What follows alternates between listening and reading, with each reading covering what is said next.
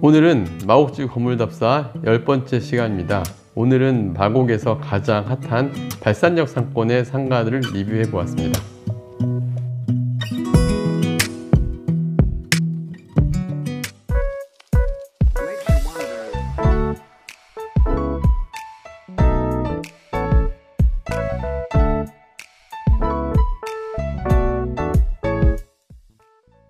안녕하세요. 월세고수TV의 최영식입니다.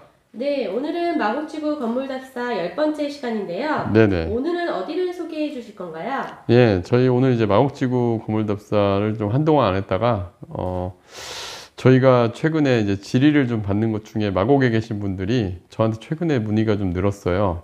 특히 이제 마곡에 미분양 상가들이 좀 있습니다. 그 미분양 상가들은 투자하기 적정한지 이런 거에 대한 문의도 좀 있었고, 그래서 최근 저희가 이메일로도 그 분양 담당하시는 분들이 저한테 물건 의뢰가 좀 오기도 했고, 그래서 임대도 맞춰진 상가인데 물론 금액은 좀 크지만 1층 상가로서 자리도 좋은 자리인 것 같아서 이 건물에 대해서 한번 리뷰를 해보고, 그 다음에 현재 마곡지구 상가의 매매가들은 어떻게 구성이 돼 있고 이런 걸 좀 알아보려고 합니다.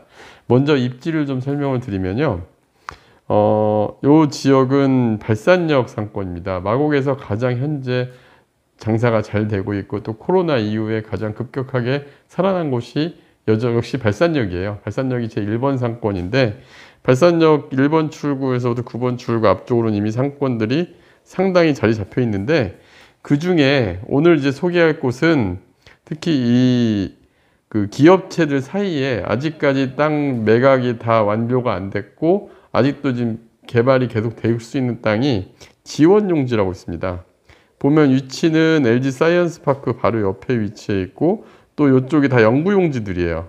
영구용지들로 중소기업들, 대기업들이 계속 들어오는데, 회사 유동인구가 자리 잡은, 제가 얼마 전에 판교 테크노밸리에 다녀왔을 때 테크노밸리 상권이 안정적이다라고 얘기를 했었죠. 요와 유사한 상권입니다. 그러니까 기업체들이 갖춰져 있고, 그리고 지금 소개하는 건물은 특히 입구 초입에 위치해 있는데 도보로 발산역에서 한 3분 정도 거리, 그리고 마곡 문화의 거리까지 같이 얽혀지면서 상권으로서는 굉장히 좋은 건물이고, 또 대기업도 이렇게 같이 자리 잡고 있는 건물이라고 보시면 되는데, 일단 이 지역 건물, 이 건물 같은 경우는 대지도 좀 커요. 대지 면적이 491평에 지하 3층부터 5층까지 건물인데, 지상 1층부터 5층까지 상가, 지하로 주차장을 구성하고 있는 상가고요. 총 65실에 주차 대수는 75대가 들어가는 규모가 작지 않은 상가 건물입니다. 일단 임대도 모든 전층의 임대도 거의 다 갖춰졌고, 1층에 몇 개 호실 임대가 안 된 호실들이 있었고, 또 이 임대 가능한 물건, 임대가 이미 완료된 물건을 저희한테 분양 의뢰가 들어왔던 매물인데요. 일단 입지적인 장점도 있고 뭐 여러 가지 입장에서 괜찮은데, 제가 오늘하고 다음 시간을 통해서 마곡지구 상가 현황에 대해서 좀 조사를 하고 여기서 다시 한번 리뷰를 할 거예요. 오늘은 이 건물에 대한 리뷰를 해드리지만, 역별로 코로나 이후에 지금 현재 마곡지구 상가에 관심이 좀 늘어나고 있어요. 그리고 이제 금리가 많이 올라가는 상황에서 이럴 때 이런 분들이 계시는 것 같아요. 좀 투자의 기회로 보고 저가 투자할 수 있는 매물이 있는지 없는지 찾아보시는 분들이, 특히 마곡의 미래까지 감안해서 투자하려는 그러한 의향들이 있으신데, 실제 어떤 물건을 접근하면 좋은지 이런 것도 오늘과 다음 시간에 걸쳐서 한번 전반적으로 리뷰해 보도록 하겠습니다. 네, 이 건물의 실제 투자 매물로 수익률과 임대 현황이 어떤지 알려주세요. 네, 일단 제가 이 건물은 지금 뭐 상층부는 다 매각이 완료가 됐고, 1층에 일부 호실들, 그러니까 한 1층에 꽤 많은 호실들인 것 같아요. 일부는 아니고 한 지금 2개에다가 한 7, 8개 호실들이 현재 매물로 나와 있는데, 그 매물이 임대도 맞춰져 있는 매물들인데, 제가 지금 의뢰받은 거는 제가 그래도 그 중에 괜찮다고 판단했던 거는 1층에 이제 맥주집이 임대가 맞춰진 건물인데 23.72평이 전용 면적에 매매가 25억에 나와 있습니다. 월세는 7,800만 원에 임대가 맞춰졌고요. 뭐 규모가 좀 크죠. 그래서 이 건물 이게 적정 가격인지를 주변하고 좀 비교를 해봤는데, 일단 지도상으로 좀 보면 이 건물의 위치와 지금 제가 비교할 건물들의 매매 위치를 좀 설명을 드릴게요.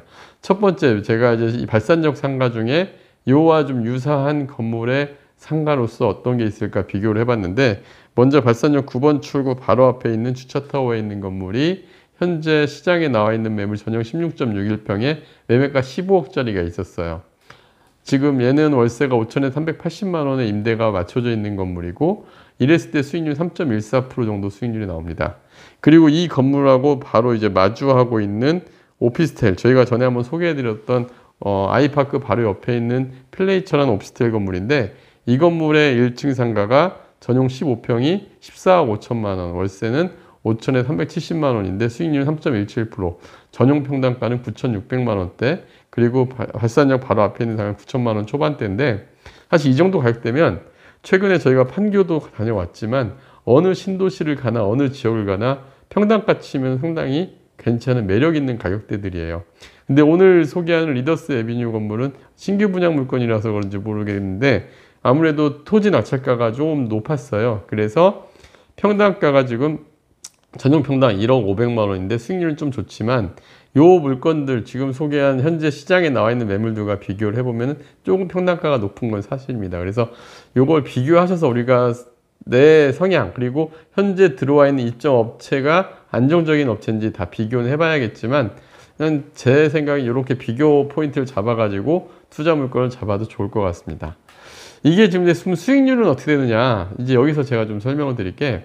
최근에 수익형 부동산 금리가 워낙 많이 올랐어요. 특히 오늘 또 0.75% 기준금리, 미국 기준금리, 연준에서 기준금리 0.75% 올려가지고 대출금리들이 많이 올라갔어요. 그래서 제가 상가 대출을 받았을 때와 안 받았을 때 수익률까지 좀 비교를 해볼 건데 특히 25억짜리를 가지고 비교를 해볼 거예요.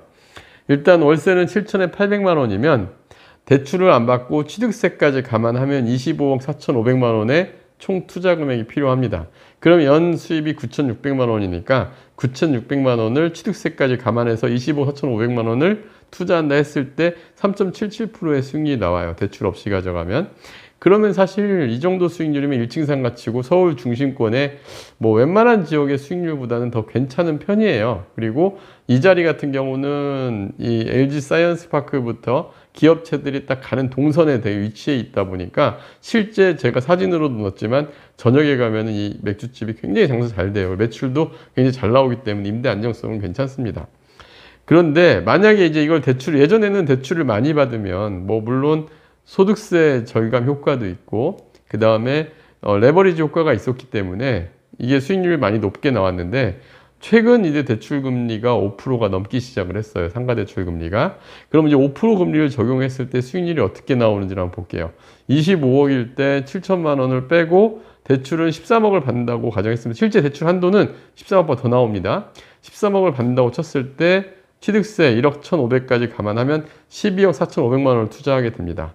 그러면 연 임대료 수입은 월 800만 원일 때 9,600만 원 임대료 수익인데 문제는 13억에 대한 대출 이자예요. 13억에 5% 대출 이자 하면 6,500만 원이 이자로 나가게 되는데 그러면은 3,100만 원이 순수익이 되고 3,100만 원에 12억 4,500만 원을 나누게 되면은 2.49%, 1% 이상 수익률이 떨어지죠. 그러니까 이게 이제 부의 레버리지 효과인데 오히려 금리가 우리 수익률을 역전을 하면은 상가 임대 수익률 역전을 하면 당연히 임대 수익률이 대출받아 떨어지는 경향이 발생할 수밖에 없습니다.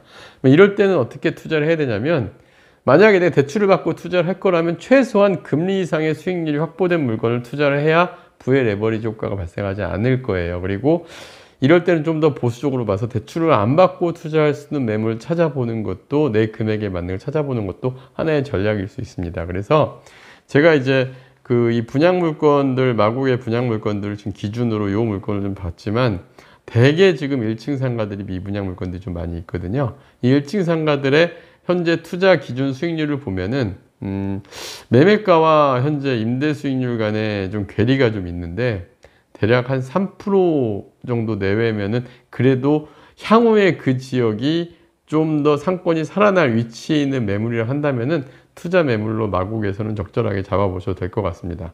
지금 어느 지역이나 비슷하긴 하지만은 특히 서울의 중심가 상권이 약 확장될 지역 같은 경우 투자를 할 때 이런 기준을 잡고 들어가신다면 좋은 투자처를 찾는데 좀 나은 기준을 보실 수 있을 것 같습니다. 네, 다음 영상도 기대하겠습니다. 네, 감사합니다.